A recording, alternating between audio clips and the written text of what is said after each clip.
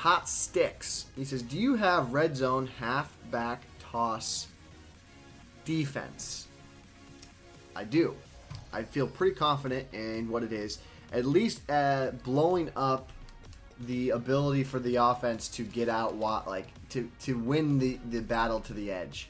That's your main objective when you're playing halfback toss defense. So let's take a look at what that means. So let's go tight pair. Let's go halfback toss. So, excuse me. I'm going to throw up the question again. Coming from Hot Six, do you have red zone halfback toss defense? So, with that said, the problem that you get with halfback toss is the drifting defender. The drifting defender is your worst nightmare, and we'll take a look at what that means in instant replay here. The drifting defender is what keeps you up at night. It's what makes you not be able to sleep. It's what makes you feel terrible about your run defense. So take a look at 21. Because he's in the zone, and because he's not playing aggressive style defense, he drifts away from the play. See how he literally snapped the ball and he just...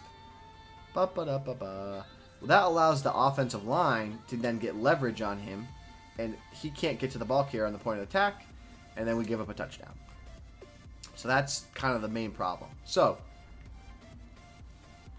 because of that, we need to recognize that. So what I like to do is I go baseline that gets the corner out wide, and then I like to press, because now they're very wide and they are in a press situation near the line of scrimmage. So then from there, I like to either blitz the defender, so that way if they run the toss again, like that is what you want, because then you have the ability to scrape or set the edge.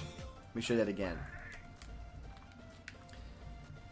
You eat up a ball carrier when you're blitzing this defender over here. So you're eating up one blocker, and then so that was actually a really good clean block that didn't force the halfback to really do much. So if he were to battle there, what ends up happening is like it's going to not be such an easy decision to just cut it out wide from Jamal Charles. So in this instance, let's try it again. Let's blitz the corner. Use the toss. Let's get outside scrape. Like right there, see how you force the toss back inside? Like ultimately, as the computer, he still scored. But basically, you want to have to force the defender or force the receiver to have to cut the run back up inside. So here it is one more time. So here's the toss. I'm going to get out there, scrape. And then I'm able to get over there and don't have to worry about a defender kind of blocking me or eating me up. So like here's the difference. If we just ran it as is and I get out there, like I get eaten up. On that play, I actually made a good play. But I'll get eaten up by one of those blockers. So here's again. Get out there. And then I almost got eaten up by 71. That's the idea, is if you become the aggressive player, blitz a guy off the edge, you blow that first blocker up, and then you can have success and force the run back inside. That would be my recommendation. The other one right there, coming from the chat as well, R Warrior, is a lot of times, I feel not so confident to blitz the defender, but if you just do a bluff blitz,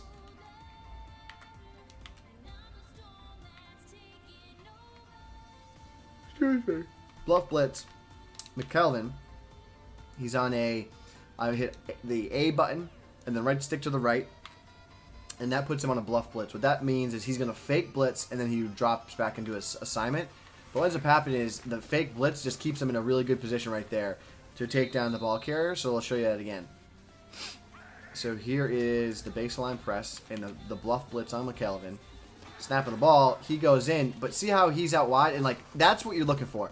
That's the definition of what is a good looking like outside containment defense. Is exactly what happened there. The first time where he got his clock cleaned, like that was not a good example, but this is what you want. So here you can see the aggressive defender comes in, gets to the edge. Charles immediately kind of like looked to cut upfield, but then he didn't. He went back out wide, and you see how he goes contextually aware now on Sherman. Like he wasn't able to get around the fullback. That's exactly what you want. It gives you enough time to get your defender over there and pop the halfback and get the big fumble in this case. But that's a textbook example of what you want your outside defense to look like.